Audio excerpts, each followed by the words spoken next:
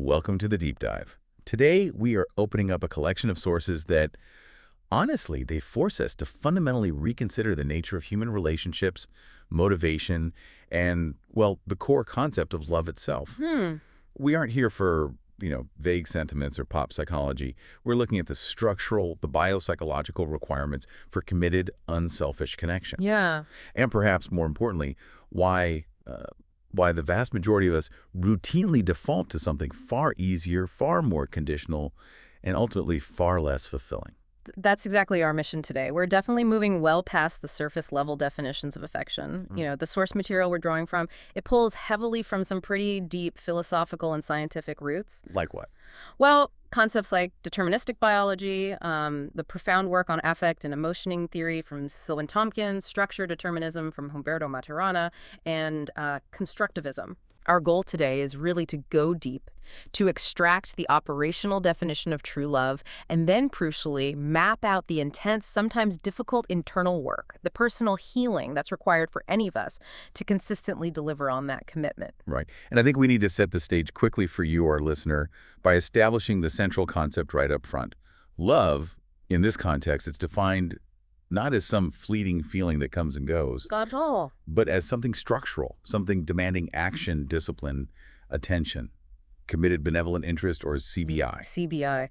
That's the pivot point for this entire deep dive, really. It is not an emotion, not just a feeling. It's an intrinsic orientation, you could say, a directive state. A directive state. It's the ultimate purpose-driven force that moves us as living social systems. And when you apply this idea, CBI, to life's most critical roles, like, say, parenting or intimate partnership, it immediately exposes any lack of self-knowledge or integrity. Well, it forces us to ask, are we genuinely committed to the other's well-being, truly? Or are we just sort of hoping they keep providing us with comfort, with good feelings? That structural interrogation is why CBI is so powerful. Because if we fail to deliver it. If we fail, we inevitably default back to something conditional, something self-serving, and often, ultimately, something destructive to the relationship structure itself. Okay, let's dedicate the next chunk of time then to really establishing this foundational difference. The difference between what we often call love and what these sources define as the real thing. It really feels like the biggest mistake we make in relationships is confusing this conditional liking with structural loving. It's crucial to understand they're not just points on a continuum. Right, not just different amounts of the same thing. Exactly. They are entirely separate modes of relationship, separated by a really profound philosophical and operational gulf. Let's start with liking. Liking is purely rooted in the hedonic principle, that deep-seated biological mandate that all living creatures have, pursue pleasure and avoid pain. Simple as that. If I like something, it feels good to me, and that is its entire function from my perspective. It serves my system. So if I catch myself saying, I like my partner, or even love them, but mean liking, essentially saying, I am conditionally for you, so long as you continue to serve my nervous system positively. Make me feel good, basically. Exactly. Liking is conditional by definition. It's an orientation focused entirely on how the person or object perturbs my internal world in a positive way. This is, it's the definition of the taker mentality. The taker mentality. Yeah, you're perpetually running this kind of low-grade, often unconscious cost-benefit analysis based entirely on your immediate comfort and security. So if the person stops providing that positive feeling, or worse, causes pain, the liking evaporates, often very quickly, because the underlying mechanism is purely self-serving. It was never about them, fundamentally. It was about the feeling they produced in you. That sounds incredibly harsh. But also, when you step back, incredibly accurate for why so many modern relationships feel, fragile. They're built on mutual utility, aren't they? Rather than unconditional structure. Yeah. And you gave an example before, like if I dislike a particular food, say mushrooms. Right. That's just a simple statement about my hedonic wiring. It doesn't mean I need to attack the mushroom or declare it evil or campaign against all mushrooms. Precisely. Liking or disliking is a statement about your nervous system's configuration, your preferences. It has no necessary connection to the object's intrinsic worth or right to exist. Okay. The tragedy, though, is when we apply that exact same framework, that purely self-serving criterion, to complex human relationships. Treating people like mushrooms. Essentially, yes. We treat people as sources of positive affect, as stimuli. And then we discard or resent them when they fail to provide that specific feeling we want or expect. Okay, so that's liking. Conditional self-serving taker mode. Now let's pivot to loving, or CBI. If liking is hedonic and conditional, the sources insist that loving is what? Biopsychologically built in, a necessity. Yes, a fundamental element of our nature as social animals. Mm, Love, Wow. CBI, is inherently different from liking because its purpose is not self-gratification. Its purpose is commitment to the other. a primary directing metadrive, you called it earlier. Exactly. It's characterized by 3 operational pillars. First, commitment. This isn't just sticking around. It's the unwavering intention to care for and care about the loved one's well-being and happiness. Often this means regardless of personal cost or immediate pleasure. Okay, commitment. What's second? Second is benevolence. This is natural kindness, willingly and abundantly bestowed. It means bringing goodness to the other simply because you can and because you genuinely desire their flourishing. It's not transactional. Just giving goodness. Yeah. And the third pillar is interest. This is crucial. And it's not just passive curiosity like, oh, what are they up to? Right. It's a specialized, foundational form of interest that motivates us to connect and truly know the loved one, to understand their meaning structure, their inner world, their joys, their pains. You want to understand them deeply. Okay, commitment, benevolence, interest. CBI. And you said this is mutually beneficial, but how if it's about giving? But it's mutually beneficial in a much deeper sense than liking. My act of loving you, of engaging in CBI towards you, it advances your thriving, yes. Oh. But it also embodies a profound force in my universe that feeds my own well-being. How? Through the enduring satisfaction and the personal growth derived from the act of giving and caring itself. That giving, when it comes from a place of genuine CBI, isn't a sacrifice in the sense of depletion. It's the ultimate expression of my own health, my coherence as a living system. It builds me up too. So this structure suggests then that love, CBI, and a pretty profound sense of self-acceptance, like being fundamentally okay with yourself, they have to co-occur, don't they? That connection is absolutely central. Because if I can't accept myself, flaws and all, how can I authentically commit to the, let's be honest, often difficult process of supporting another person's flourishing, especially when it costs me comfort? You've hit it, exactly. The ultimate purpose of our living, sort of the highest order of existence, is achieved through that giving, through connection, through recognizing the inherent value in others, and crucially, in ourselves. Okay. But let's look at the negative endpoints then. What happens when love is absent or worse? Right. So, in the absence of liking, we just have indifference, a lack of hedonic interest.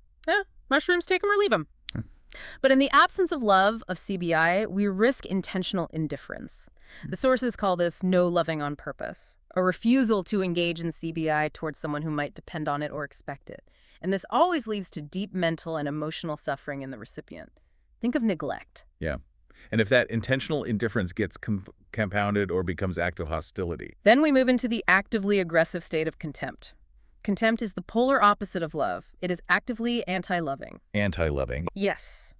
It's a hostile, aggressive form of relatedness where you are intentionally and structurally against the other person or system. Against them. Eli Siegel's work, which is referenced, suggests that generalized contempt, this sort of wholesale rejection of the world, or perhaps even more damaging, the rejection of the self, is the essential root of basically all psychopathology. Wow. When we reject reality as it is, or reject who we truly are within that reality, we act out that contempt. Self-loathing, other-loathing. These are fundamentally corrosive, hostile acts against the natural coherence, against the negentropy of the living system. Okay, so CBI stands as the structural giver mode, Yeah. the active commitment to the other's organization and complexity, while liking remains the conditional taker mode, focused on my own comfort. This brings us right to the core reason CBI isn't just like a nice ideal, but essential for human thriving. I find this section particularly fascinating because it really grounds love not just in psychology, but in physics and biology almost. Why do the sources call love the grounding of our existence as humans, positioning it as a structural requirement, not just, a learned behavior or a nice feeling? Because the argument is that it is an innate operational property of our living systems. We seem to be wired for love and connect almost immediately after birth. It operates before conscious observation or cognitive control really takes over. So it's deeper than thought. Much deeper. If you accept the deterministic conclusion that our will, our choices, are ultimately shaped by natural forces of motivation, which these sources strongly argue for, Then love, CBI, is identified as one of the primary directing metadrives. It fundamentally shapes our lives and our ability to organize our environment and ourselves. And we need sufficient CBI from caretakers, especially when we are young and dependent, not just to feel emotionally secure, but literally to survive and thrive. It's a biopsychological prerequisite, like needing food or water. Absolutely. And that necessity leads directly into this really powerful concept you mentioned, negentropy. The Anti-Entropy Project. Tell us more about that. Okay, so we know that non-living systems, governed by the second law of thermodynamics, naturally tend toward entropy, right? Disorder, decay, randomness, eventually breaking down into dust. Right, this fall apart. But living systems are different. They're constantly swimming against that entropic tide. They utilize energy not just to maintain themselves, but to move toward higher organization, more complexity, more specialized function. Think of evolution itself. Okay, life builds order. Exactly. So if a relationship structure, a marriage, a family, even a friendship is a living system, which it is, it's a coupling of two or more living systems. Then love, CBI, must be the intentional force that ensures that system moves toward organization, complexity, coherence, not decay. Precisely. Love is the natural Negentropy project we bring to the world, or at least that we can bring. It is the intentional, dedicated, sustained effort to form mutually beneficial couplings, where the whole relationship, the structure itself, is demonstrably greater, more organized, more resilient than the sum of its individual parts. Could you give an analogy? Think of it like a well-tended garden versus, say, a junk pile in the corner of the yard. Okay. The junk pile, left alone, just increases in entropy. It rusts, decays, breaks down into its constituent elements, becomes more disordered over time. Right. But a garden requires constant, intentional CBI. It requires commitment, showing up, weeding, watering, benevolence, nurturing the plants, providing what they need to flourish, and interest, knowing which plants need sun, which need shade, what nutrients are missing. That constant energy input, guided by CBI, creates something of a higher order: beauty, food, a functioning ecosystem that benefits everything around it. That's a really strong metaphor. So if I commit to increasing the organization and complexity of my relationship, my family, that means I am constantly asking, what can I give? What input is needed here that will foster your growth, our growth, even if it requires me to step outside my comfort zone? That's precisely what distinguishes it from liking. Liking asks, does this relationship organize my comfort? Does it make me feel good right now?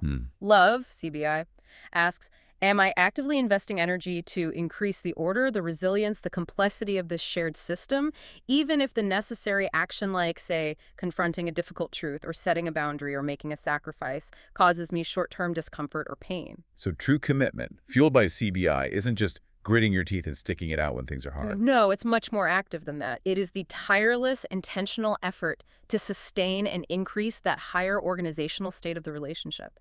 If the relationship structure, the family system, is becoming more complex, more robust, more coherent, more loving over time, you are delivering CBI. You're succeeding in the Negentropy Project. And if it's decaying, becoming simpler in a bad way, breaking down, more conflict, less connection, then you are likely failing the Negentropy Project. The structure is succumbing to entropy, often because the primary mode has defaulted back to conditional liking or even contempt. And that failure to deliver negentropy, that failure to truly commit in this structural way, ultimately leads us back to that self-serving mode of operation, the taker mentality, which seems inherently unstable for relationships. Exactly. And to understand why liking is so inherently unstable and often leads to exploitation, we really have to grasp the core role of emotioning.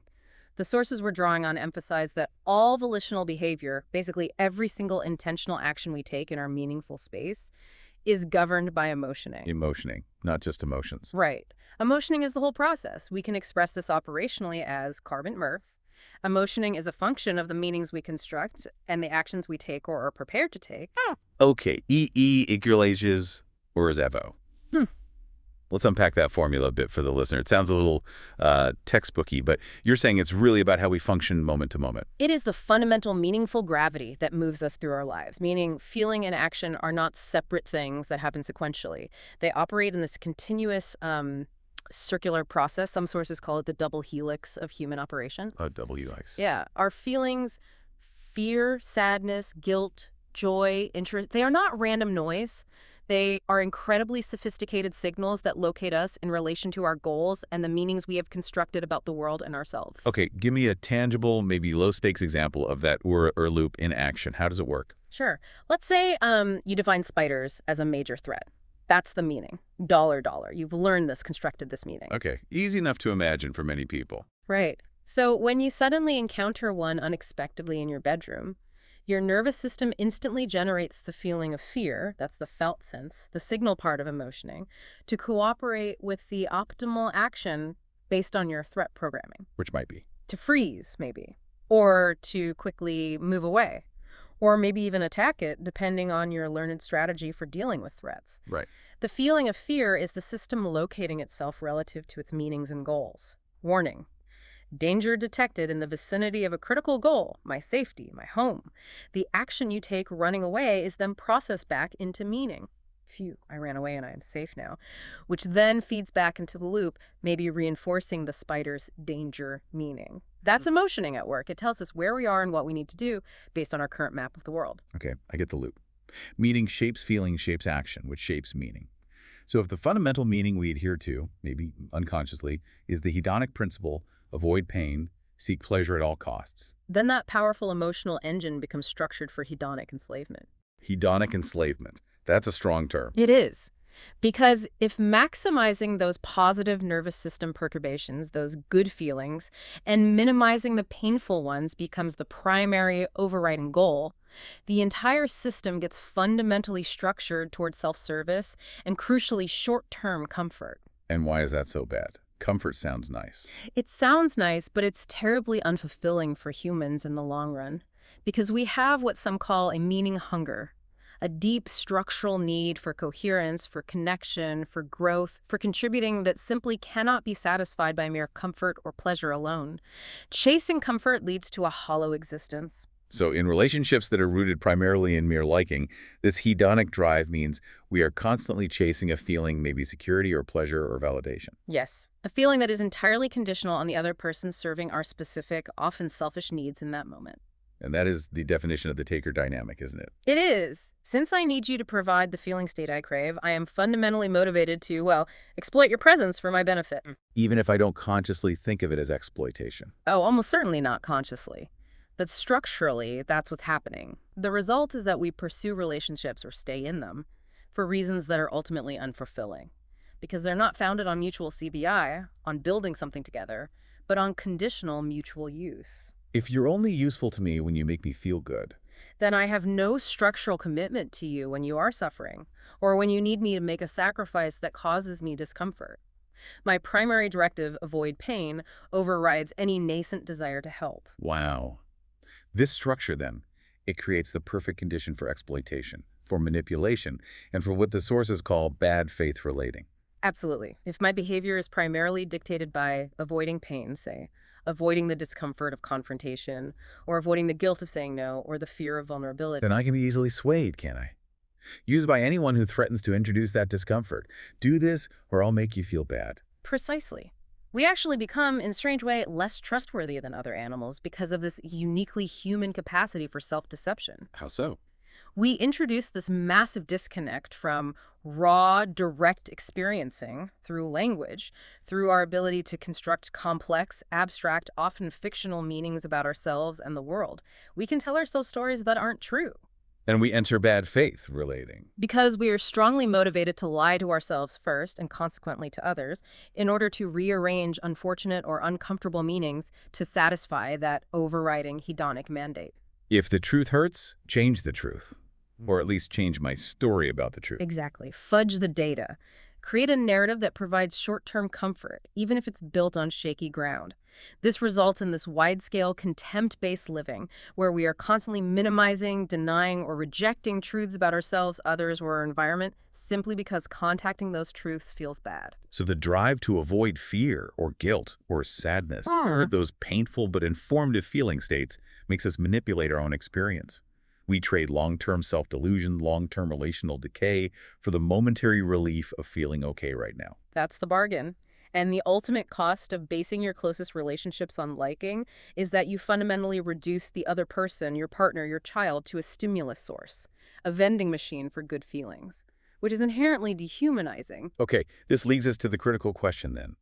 If we are, as the sources suggest, structurally built for love, for CBI, for this negentropic drive towards connection and complexity, why do we so often default to the selfish, liking-based, or sometimes even contemptuous existence? What's the barrier? In a word, defense. Our wounds, our fears, our past hurts. They constrain our capacity to love freely and openly. They push us toward protective selectivity, toward guarding ourselves, toward pulling back from vulnerability. We're trying to protect ourselves from more pain. Naturally, we are constantly, often unconsciously, driven to distance ourselves from the anticipated pain of loss, rejection, failure, or simple vulnerability. And to do that, we invent the inauthentic self. The inauthentic self. Yes. We create this defensive story, this persona, designed specifically to keep us at arm's length from the pain associated with our authentic experience, especially past trauma or deep-seated fears. We start living as if. As if reality was fundamentally different from the way it actually is. Precisely. As if I'm not scared. As if that didn't hurt. As if I have it all together. And that selection, that preference for the comfortable fiction as if, over the often messy or painful reality as is, that dynamic is seen in these sources as underlying much of psychopathology. We try to quarantine the truth because it feels dangerous. We do. We create meanings in our world, like the identity, I am a patient, loving parent, and then, when our actions inevitably contradict that meaning, perhaps we yell inappropriately out of sheer exhaustion and frustration. And the defensive self kicks in. Right. We deny or refuse to acknowledge the action, or we distort its meaning, because facing the contradiction, a loving parent just acted hurtfully, is too painful. We become actively disloyal to our own internal conservation efforts, the natural drive towards coherence. We hold on to untruths. We favor over truths we actually know deep down, all in the service of avoiding the pain of that internal contradiction. And this defense system manifests as what you call disclaimed action. Exactly. We generate a meaning, an action, a feeling, a choice, and then we deny personal responsibility for it, or we shift the blame in order to keep our preferred identity story, our as-if world, intact and consistent. It's that moment the defensive self says, I didn't yell because I was overwhelmed and lost control. I yelled because you made me angry. You pushed my buttons. That's a perfect example. You generate the meaning, the yelling, but then you disclaim the true source of the action, your internal state, your lack of regulation, because acknowledging that truth creates unacceptable dissonance or pain. I am not the perfectly patient parent I want to believe I am. What drives this intense need to avoid dissonance? Well, a core driver is the fact that ambivalence, emotional contradiction, is simply ubiquitous in human life. It's normal. We all fear things we deeply desire. We sometimes feel rage or frustration towards people we fundamentally love. It's complex. It doesn't feel normal or okay sometimes. No, because of our deep-seated objectivist bias. This mistaken, culturally reinforced belief that reality must be simple, linear, black and white, and have one correct answer. Because of that bias, ambivalence feels intolerable. It feels like something is wrong with us. So the internal judge and jury come out. The I'm right, you're wrong monologue starts playing inside our own heads. But now it's fighting between contradictory parts of our own experience. I love them, but I'm so angry. Exactly. And to silence that painful internal fighting, that cognitive dissonance, we immediately, almost reflexively, resort to self-deception. We fudge our data again. We fudge our data to support the story we prefer to believe. This is the ultimate mechanism for reducing the immediate pain and dissonance of ambivalence. Think about that low-stakes example someone might relate to.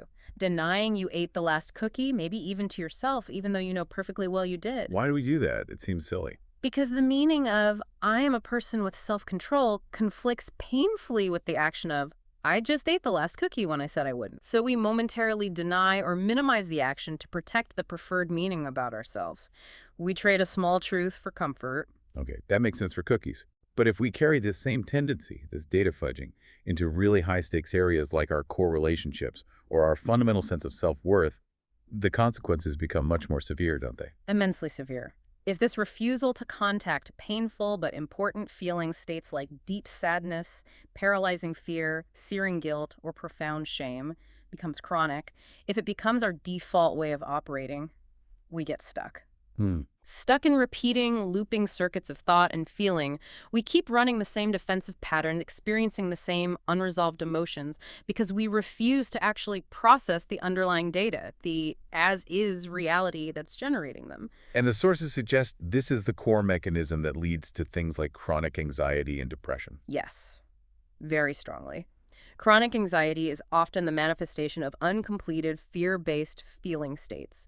The alarm bell keeps ringing because we haven't successfully run away from or conquered the perceived threat, often a threat located in our past or in our internal landscape of meaning, and we refuse to turn and face it. And depression. Depression is often fundamentally unresolved grief, a collection of unresolved losses, hurts, disappointments, and wounds related to our self-esteem or our connections, getting stuck in an endless loop.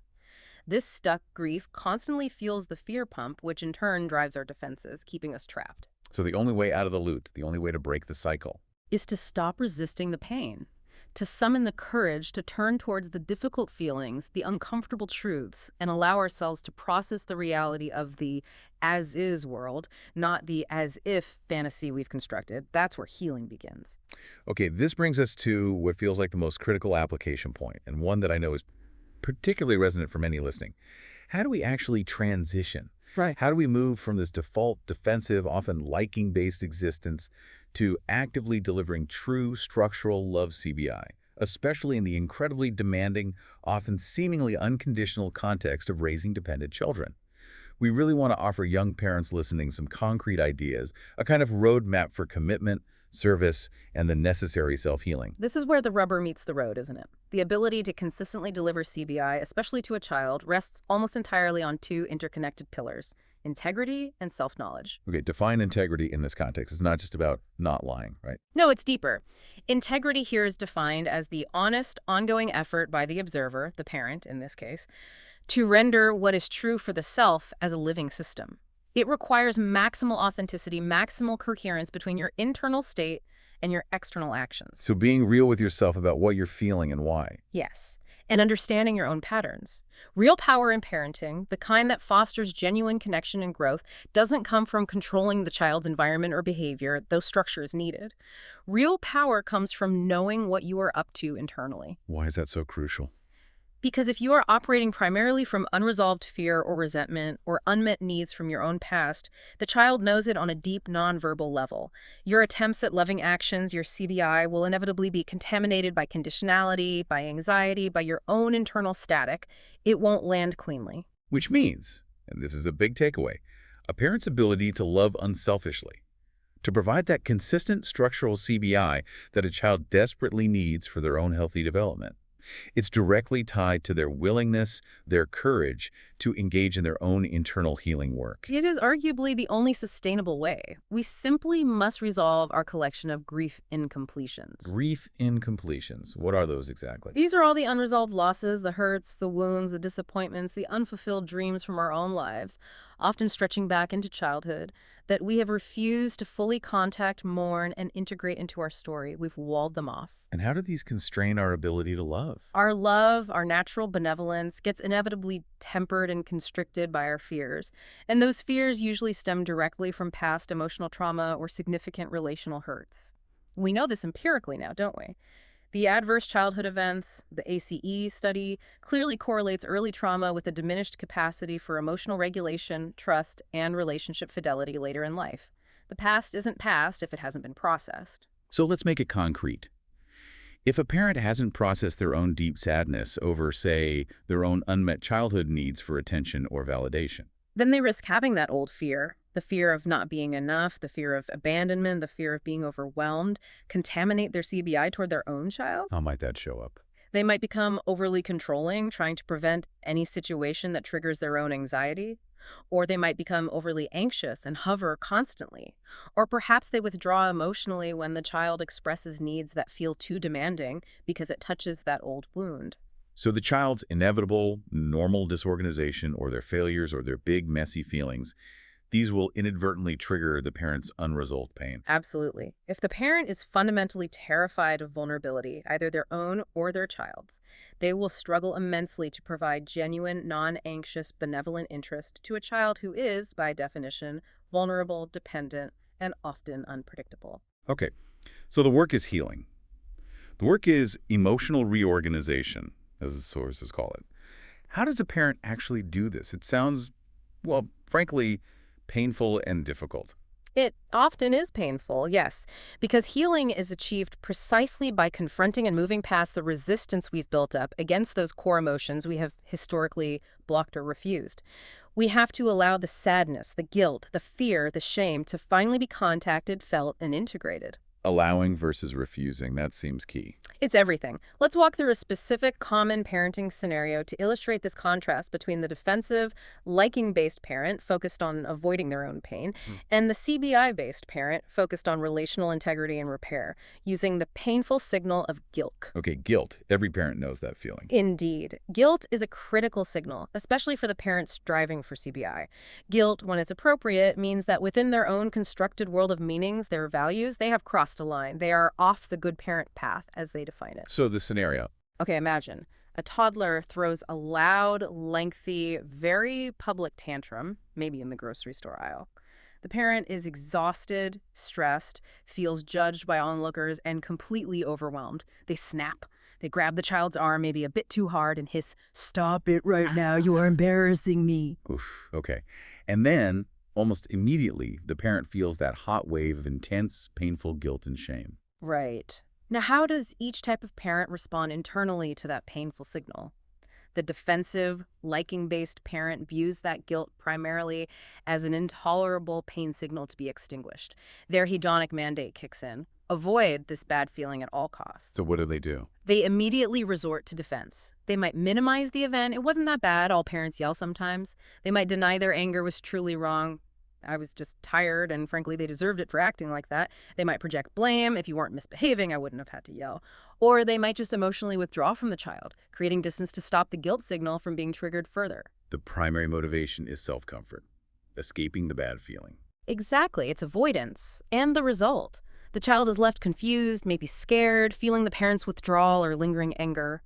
The parent remains stuck in self-deception, justifying their actions, and the relational mess, the rupture in connection, is left uncleaned. The Negentropy Project fails in that moment. The relationship bond decays just a little bit. Okay, now contrast that with the CBI parent. They feel the same intense, painful guilt. Yes, the signal is the same, but they recognize it differently. The CBI parent, operating from a commitment to integrity and the relationship's health, knows that the feeling state, however painful, is shouting an important truth. Damage has been done to the cherished relational contract of CBI. Repair is needed. So they don't try to shut the feeling down. They allow the guilt, maybe even lean into it for a moment, recognizing that the appropriate growth-oriented action is repair or making amends, not avoidance. They accept the as-is reality. I lost my temper, I yelled, that was my choice, my action, and it was wrong according to my own values. So what does the repair look like? Later, when things are calm, they approach the child. They offer a genuine, specific apology for their action, taking responsibility. "Honey, earlier in the store I was feeling really overwhelmed and I used my big angry voice with you. That wasn't fair to you, and I'm sorry I did that." They might offer a brief explanation, but not an excuse. And crucially, they reassure the child that the underlying commitment is intact. "Even when I get angry or when you're having a hard time, I still love you and I am committed to caring about you."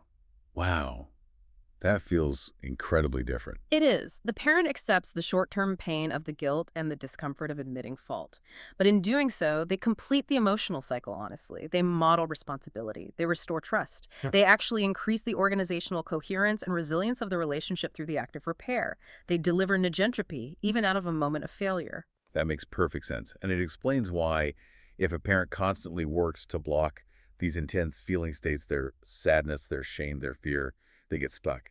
They can't be truly present with their child because they're always sort of bracing against feeling bad, maybe dwelling mentally in the safer there and then where the pain was avoided rather than the messy here and now. Precisely. And that chronic sticking, that refusal to feel, leads directly to those self-defeating strategies we talked about. Maybe addiction, maybe chronic irritability, maybe projecting their disowned feelings onto their partner or child, maybe just pervasive self-deception. All attempts to seek that double payoff, feeling temporarily better or less bad, while simultaneously numbing out the painful, necessary signal states that are trying to guide them towards healing and growth.